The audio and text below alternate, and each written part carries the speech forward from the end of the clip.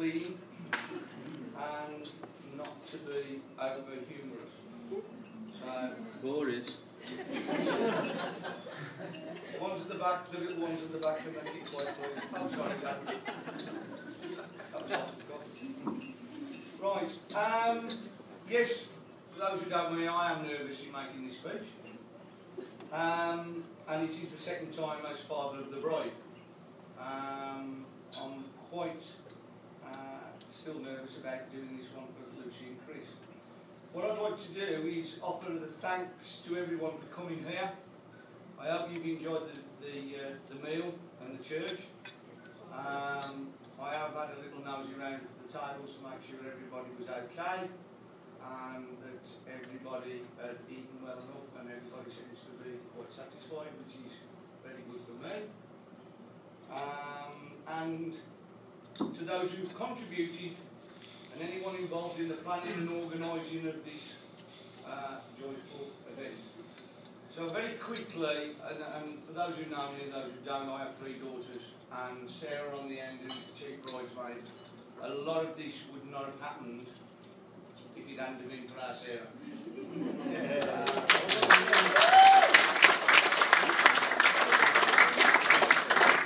Obviously Lucy is part of the day, and Joanne's got other things which we don't and hope don't happen today. Please, because Dave wants to get and have a few beers. But if it wasn't for Sarah and certainly Sandra, then most of this is down to these pair today. So hopefully they've done a good job for you. Observations about the wedding is the headline here. What a wonderful occasion it's been. Tell a story about events leading up to the big day. Well, the events today were, I was cutting the grasses at 9 o'clock this morning. They were getting ready at 7:15 this morning.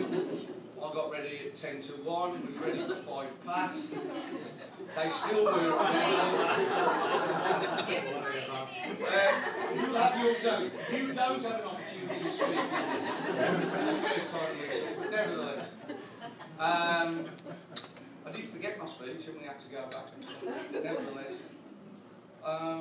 Traditional outfits, I think we have to say, I said it myself, and I know she's my daughter or my little daughter, but this wedding dress of Lucy is Lucy all over.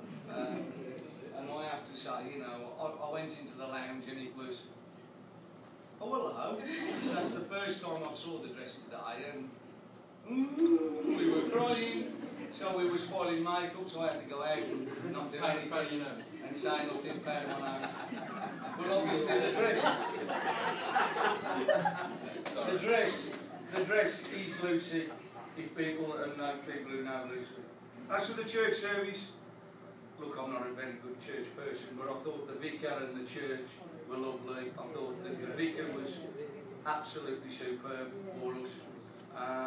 And for those people who are church-going people, not that I am, certainly my parents are, I thought the church was nice. It was nice surroundings, and I hope you all enjoyed the service.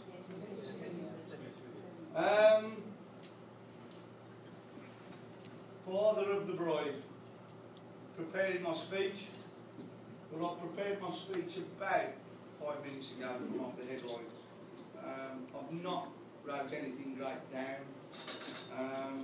I know what my duties and responsibilities are because I'm getting all hat at this, 2 down, 1 to go.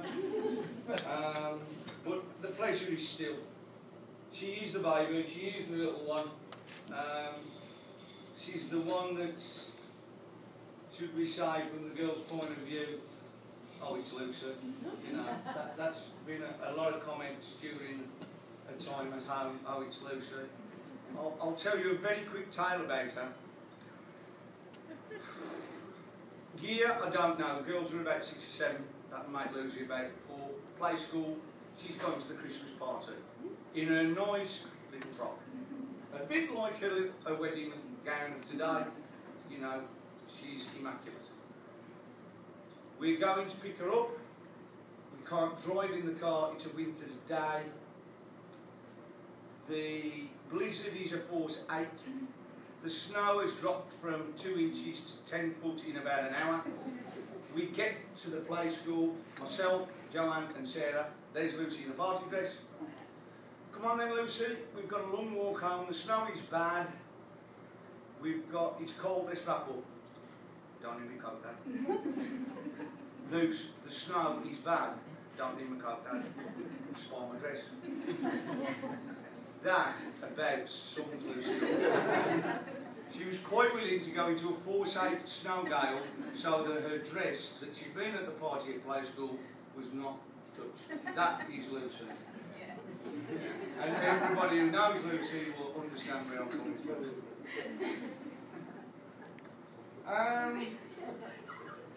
How did they meet? Well, how did I meet the bridegroom? Funny that, sitting in the office at work, in come these, Martin, we'd like to introduce to our new 4 management trainees. 1, 2, 3, 4. You'll see me with 3 later tonight.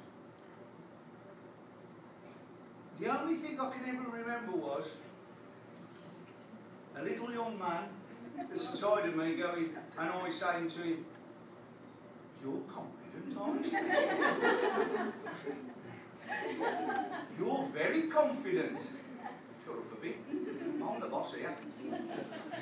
So, you know, and that was many years ago, and it has been said when Lucy said, said nothing. Who was it? Chris Roberts. Who's that one? One of the management trainees.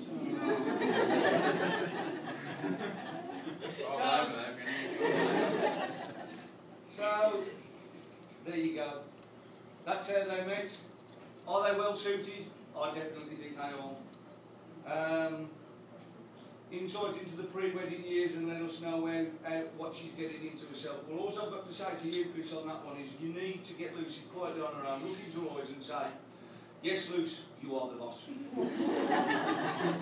Because you ain't going to get no other way. You know, no matter how you look at what they say, you are not going to have any other one. But I can have a lifetime of trying. You can. Very trying.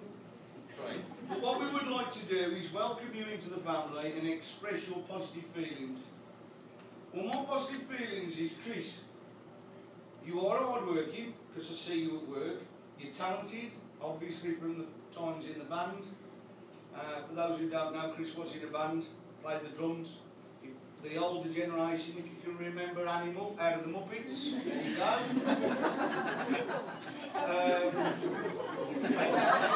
He bangs the drums. I've watched him.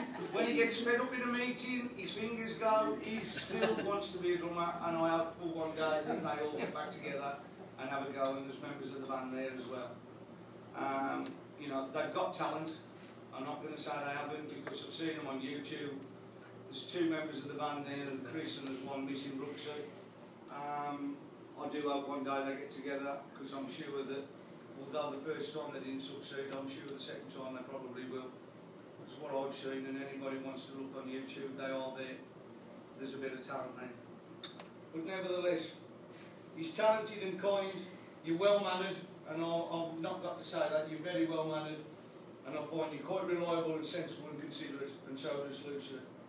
You're clearly a man of vision, occasionally blurred, sometimes double vision, but that's with the alcohol. But nevertheless, vision that now will you define a win over our Lucy.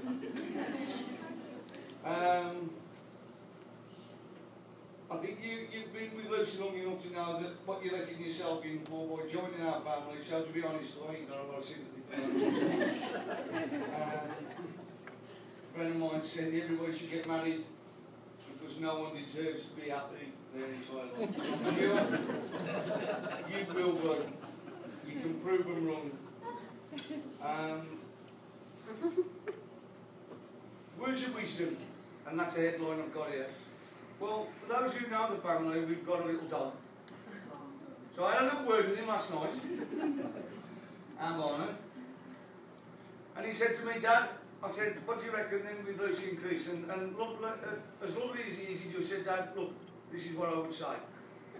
Does he talk? Yeah. He's talented, our dog.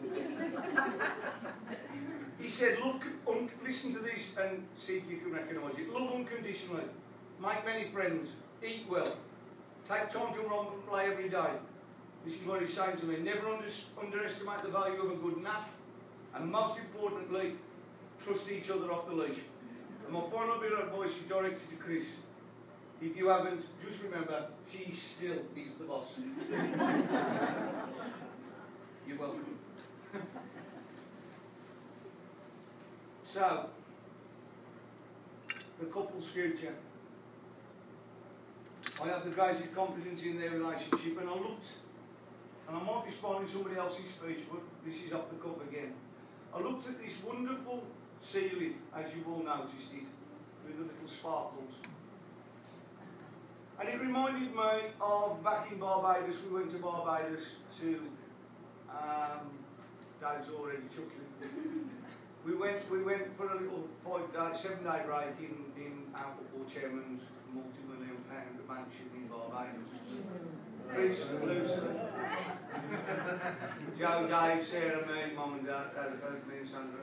And to be fair, Chris proposed listening to the waves rolling on one of the top 10 beaches in the world, on the top of the roof, looking on the stars, by the barbecue on this apartment, £2.5 million worth of apartment, and he proposed to me for the hand of Lucy's.